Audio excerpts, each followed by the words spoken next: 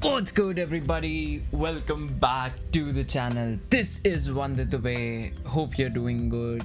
My apologies for the delayed uploads, and this delayed uploads will gonna continue for around probably a week more because I am a little bit occupied in my personal life with some projects and some work. So apologies for that in advance. In the last video, we already have made the Flexbox Foundation project. Do check that out if you haven't yet. What are you doing, guys? Go and make some projects. So in that video, we made we covered till CSS Flexbox. We did HTML Foundation, CSS Foundation, Flexbox Foundation, and now after that comes the part of covering the Foundation JavaScript of the ODIN project. Without any further ado, let's deep dive into the world of JavaScript. The JavaScript part is gonna be a little bit basic right now, and I'm gonna skim through it really fast. If you want a detailed lecture, because I am a little bit well versed in JavaScript, fortunately, because I've worked with JavaScript before, so I'm gonna move forward very in a very fast manner. So if you want to catch up, then you can maybe probably spend some more time as you like. So without any further ado, let's get started. All right, so on the right side of the page, I have an coding IDE open. It's an online IDE. I just found it randomly. You have a notes panel. As you can see, I have some of the notes which I have already made over here, so we already have that. Let me open our drawing panel as well. All right, cool. No, we are finally prepared, and now let's move forward with the course. Fundamentals Part 1, Foundation Course Introduction. Let's dive right into JavaScript. Lesson overview. Let's check out what this lesson holds. So in this section contains a general overview of topics that you will learn in this lesson. How do you declare variables? What are the three different types, three different ways to declare a variable? Which one should you use when? What are the rules for naming the variable? What are the operators, operands, and operations? What is concatenation, and what happens when you add numbers and strings together? What are the different types of operators in JavaScript? What is the difference between double equals to and triple equals to? What is the operator precedence values? What are the increment and decrement operators? What is the difference between prefixing and postfixing? What is the assignment operator? What is the unary plus operator? All right, how to run JavaScript code? Let's skip this part because since we are using an online IDE, so we probably won't need that. Now move forward to the variables part. What you can think of variable? What are variables? Variables are just simply containers which stores value. That's the most simplest definition for variables which we have. You can think of variables as simply storage containers for the data in your code. Until recently, there was only one way to create variable in JavaScript, the var statement. But in the newest JavaScript version, we have two more ways: let and const. This variable tutorial will explain. You need to know. Be sure you do the task at the end. Let's check out the video. Which video is there? All right, so let's skim through this. All right, variables. Most of the time, a JavaScript application needs to work with information. Here are two examples. An online shop, the information might include goods being sold and a shopping cart. A chat application, the information which it might include a user message and much more. Variables are used to store information. So what is a variable? A variable is a name storage for data. That's a very good definition. Let me just take this and put it over here.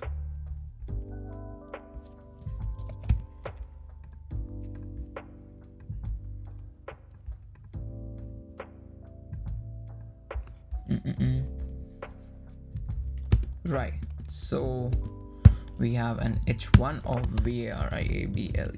variables. Now let's take some notes.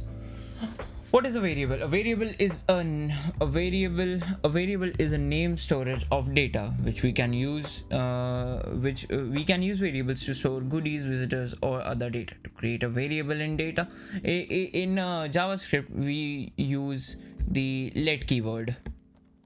The statement below creates, in other words, declares a variable with the name message. So we just use the let keyword and then we say message. And that's how we declare a variable. Now we can put some data into it using assignment operator. So message is equals to, using this assignment operator, let's say I'll write my name, Vandit. That's how we do it. So this is known as a string. String is a like collection of characters is known as string. The string is now saved into the memory area associated with the variable. We can access it using the variable. We can access it using the variable name. Let's say alert, and I'll say message. See, it gave me my name. So to be concise, we can combine the variables, declaration, and assignments into single line. So rather than writing this, I can say let message is equals to Vandit and alert message. See, we got the result. Now also declare multiple variables in one line. Let's say let name is equals to Vandit, age is equals to 21, and just put a comma, age is equals to 21, and locality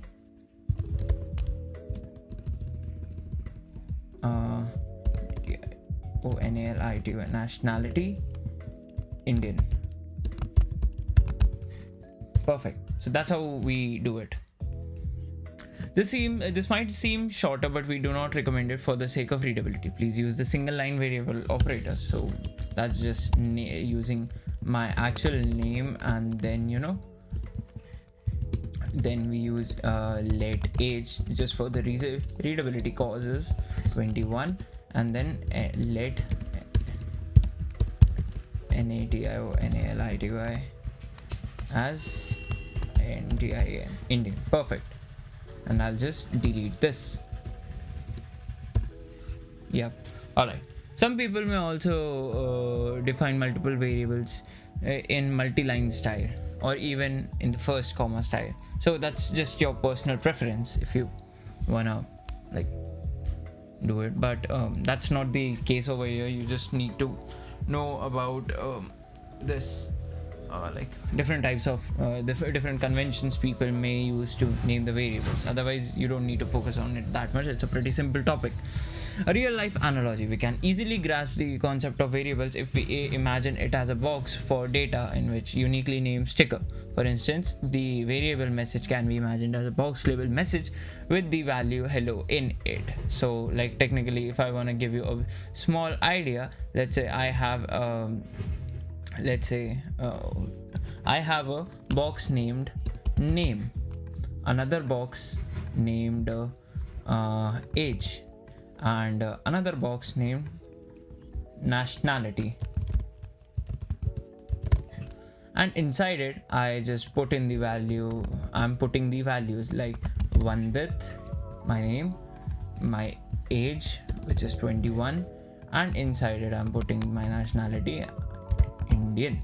That's how a variable works. And put any value in any box, but we can put any kind of value in any box. Also, make sure that before studying JavaScript, you should keep aside all the previously known concepts about any other language which you have learned up till now.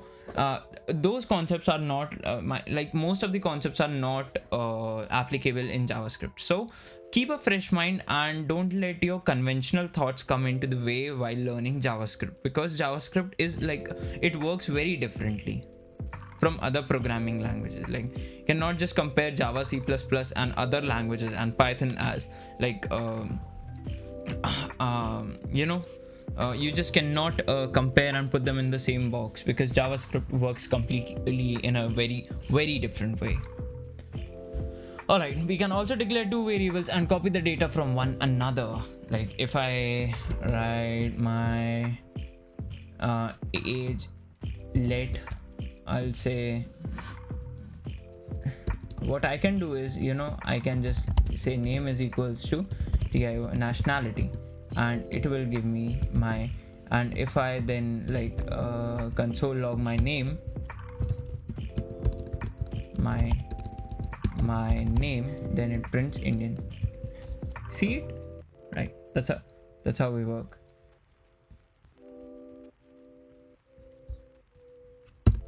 Then declaring the same variable twice. Let's say if I say name as Dubey, my surname, it triggers an error. Name symbol has already been declared. Variable meaning, there are two limitations of variable naming in JavaScript. The name must contain only letters, digits, or symbols, dollar and underscore. The first character must not be a digit. So that's very simple.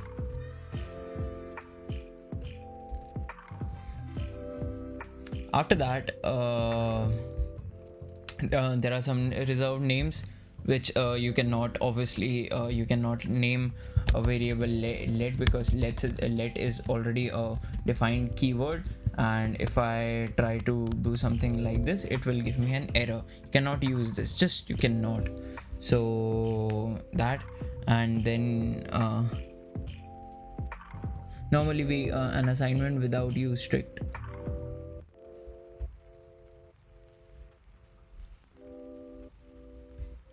Alright, now we have constants. Now apart from variable, we have constants. Defining a variable, we use let, and for constants we use const. To declare a constant unchanging variable, we use const instead of let. So const my birthday is equals to, so obviously my birthday won't change, right? So I say my birthday, that's let's say 1-1-10. That's not my birthday obviously, but yeah, so this won't change. And now if I try to reassign my birthday with some another value, let's say if I try to give it a value of 1-2-10, so you get this error message, cannot assign, because it is a constant. Now there's a now we are uppercase constant. There's a widespread practice to use constants as alias for difficult to remember values that are known for prior execution, such as constants are named using capital letters and underscores. For such instance, let's make constants for color in so-called web hexadecimal format. So benefits of using constants with like maybe in uppercase is like it is much more easier to remember, and it is much easier to mistype than color orange, and while reading the color orange, it is much more meaningful. So then we have naming things right, and then we have summary. Now let's move forward with the task of the following. So we have some task working with variables. So declare two variables, name admin and name let admin, and then let name. Assign values John to name is equals to JOHN John. After that, copy the value from name to admin. Name is so admin is equals to name. Show the value of admin using alert. So alert dot message system. No, how do we use alert? Okay, and admin. And I can just since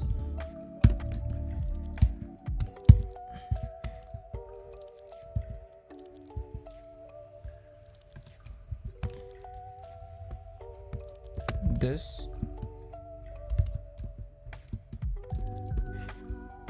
Okay, it is not letting me because of the constant debugging. So I'll just, what I'll do is, okay, let it be. Just, this is not letting me print. So yeah, so see, we have logged out John, right? Now giving the name, right, uppercase constants, we don't need to do that. It's like pretty simple and obvious. So this is all about the variable and constants. Now we have numbers are, so this above tutorial so we have completed the tutorial itself now. So you can think, so the above tutorial mentioned this, but it is important enough to note again. Let and const are both relatively new ways to declare variables in JavaScript. Many tutorials across the internet, you are likely to encounter var statements. Don't let it bother you. That's nothing inheritingly wrong with there's nothing inheritingly wrong with var, and in most cases var and let behave the same way. But sometimes the behavior of var is not what you expect. Just stick to let and const for now. So that's gonna like we're gonna work with that for a while now. Now we have numbers are the building blocks of the programming logic. In fact, it's hard to think of any useful programming task that doesn't involve at least a bit of basic maths. So knowing how numbers work is obviously quite important. Luckily, that's fairly straightforward. So W3 school lesson followed by this one, a good introduction which you can accomplish numbers. Now what you can do with numbers in JavaScript. Let's skim through this article very fast because that's like very simple. So we have JavaScript arithmetic operators. We have these many operators available. They are just like very simple operators which we use on a daily basis. Then this is some arithmetic operation. We have what are operators and operands. That is just, so operator is like these are known as the operators, and operands are the entities on which the operation is being performed. So if I write let's say, so if I write let num is equals to 10 and let min, okay, so let a is equals to 10, b, let b is equals to 20, let c is equals to a plus b. So here what will happen is your plus operator is the operator, and then again the a comma b are your operands.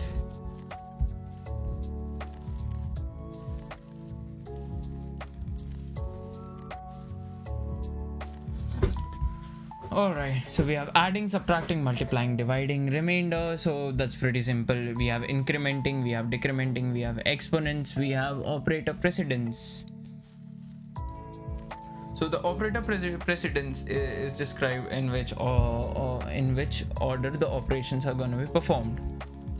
So that's pretty simple. Multiplication, division has the higher precedence than addition and subtraction. So that's gonna be the same rule. This is inherited from fairly all the other programming languages which you have like ever gone through. And then we have this MDN article that covers slightly different point of view, also to how to apply some basic maths. There's much more you can do with the numbers, but that's all you need at the moment. Let's go through this document. Basic maths in Java. Everybody love maths. Types of numbers. We have three types of numbers. We have like integer, we have floating points, we have doubles. Also there are more types of numbers. We have like binary, octal, hexadecimal, and I'm trying to skim through. If you wanna like dive very much deeper into, you feel free, you can just pause the video, go to all these links, and then skim throughout, because I know all this, so probably there's no need for me to cover each and every like these tiny bits and bits, because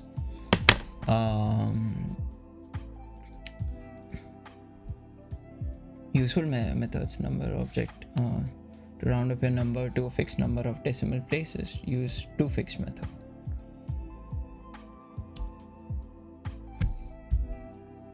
converting the number to data types.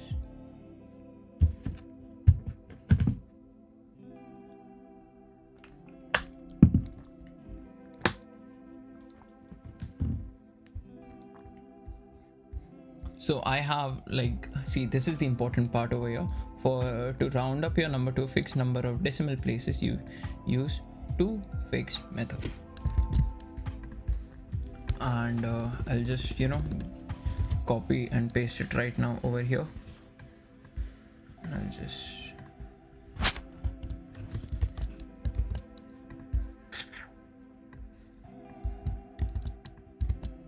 all right, converting to number, and now converting number to data types. There's always a way to solve this problem by passing the string value to number constructor to remain this is fairly a little bit over the board, but yeah. We have again these operators and exponents. Then we have the operator precedence, increment and decrement operators once again, assignment operators,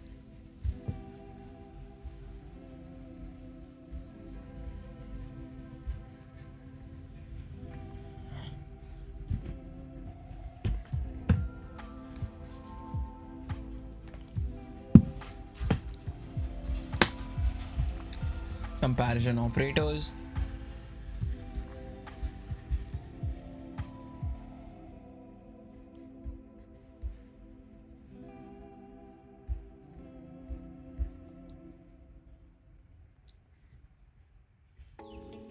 all right. Then we have the assignment operators over here as well. Then we have the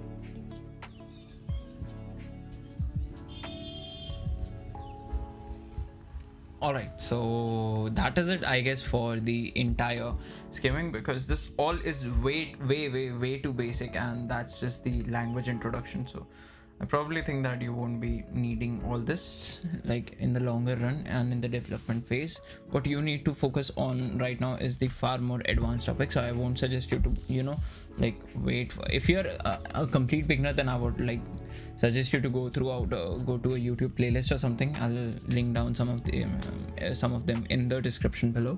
Otherwise you can just, you know, if you already know a lot of stuff, you can just take 15-20 minutes and just skim throughout each and every document.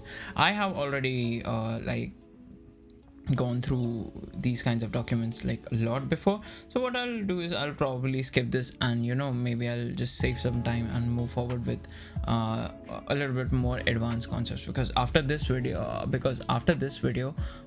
there will be much more like there will be like topics of functions and objects and like conditional statements and everything that I also won't take long, because probably I believe that since you're already doing DS and everything, so you might be far more well versed in that as well. There are syntactical differences, but you can just, you know, get the hang of it, like if you just practice it once or twice.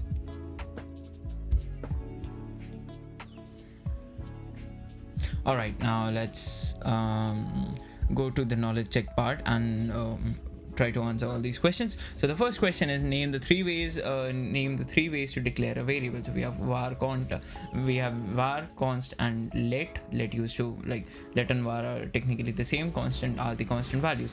Which of the three variables declaration should you avoid and why? So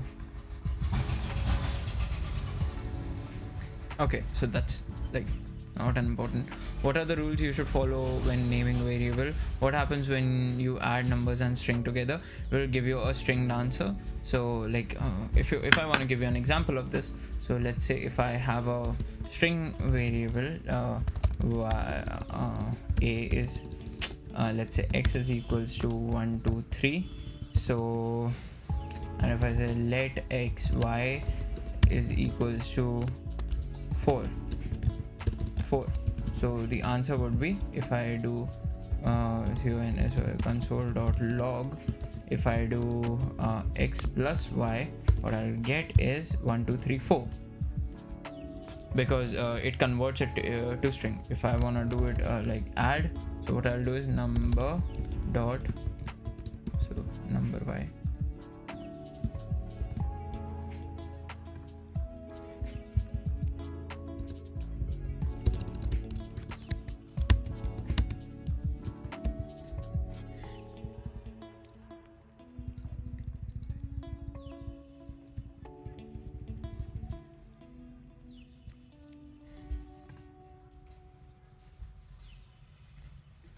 So number dot y, if I do it undefined, so how we're gonna use it is,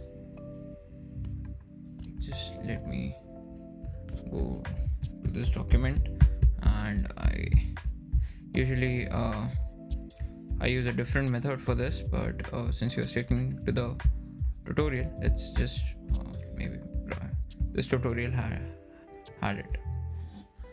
And we had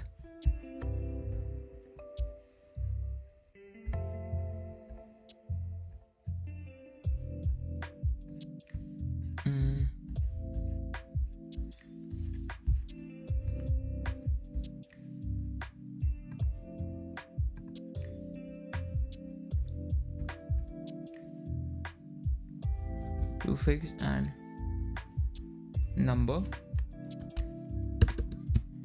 y.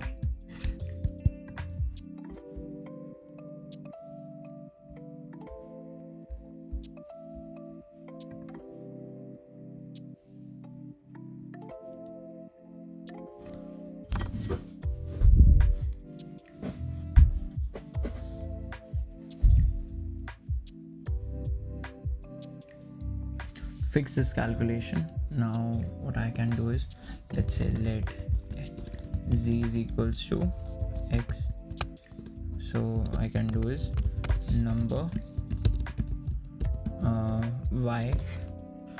number x plus, let's not do this, and let's like focus on our previous one.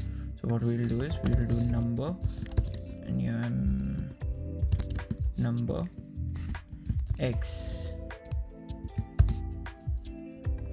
See, we got the answer, right? Now how does what does the modulo or the remainder operator, how does it work?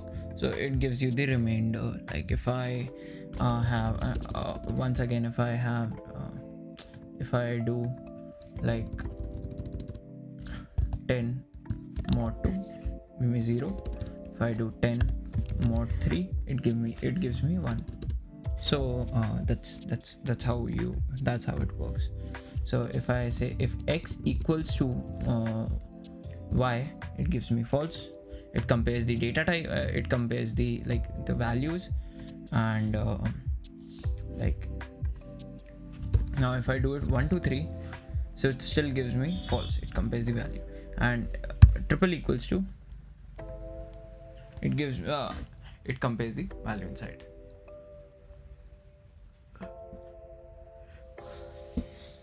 Now when you would receive the NAND result, too much deep dive, no need to focus on that. How do you increment and decrement a number? We use we use we use minus operator. So explain the postfix and prefix. So this is this is prefixing, and then this is postfixing. What is the operator precedence and how it handles? So first of all, multiplication, then division, multiplication, division, addition, and then subtraction. So that's our operator precedence. How do you log information to the console? Use console log. How to access developer tools and the console? Like, you just go to Google Chrome and figure it out. What does unary plus operator do to string representations of integer? For example, +10. What it does is it strings the two strings together. If I just like had the basic, and if I do x plus y, so x plus y, so or plus, let's say if I do it 10, if I do hello, so it strings everything together. See, so yeah, that is it for the first part of the JavaScript fundamental course. It was fairly easy. If you want to like some more detailed information, then you can go out and read out each and every document if you are a complete beginner. If you're not, then I would completely suggest you not to waste your time on tiny tips and bits, because probably you won't be able to use each and everything, and you can always go back. If your fundamentals are not clear, then do it. If your fundamentals are clear, then I would suggest you to focus more on the important topics first. So that is it for the fundamentals, JavaScript fundamentals part 1, and in the next video we'll go through the JavaScript fundamentals too. So we are gonna continue the foundation series like as planned. The DS is gonna be a little bit on hold for a while, because I'll try to do it after New Year. So I guess that is it for this video, guys. I'll see you in the next one, where we cover Foundation JavaScript Fundamentals Part 2. Until then, see ya and have a great day ahead.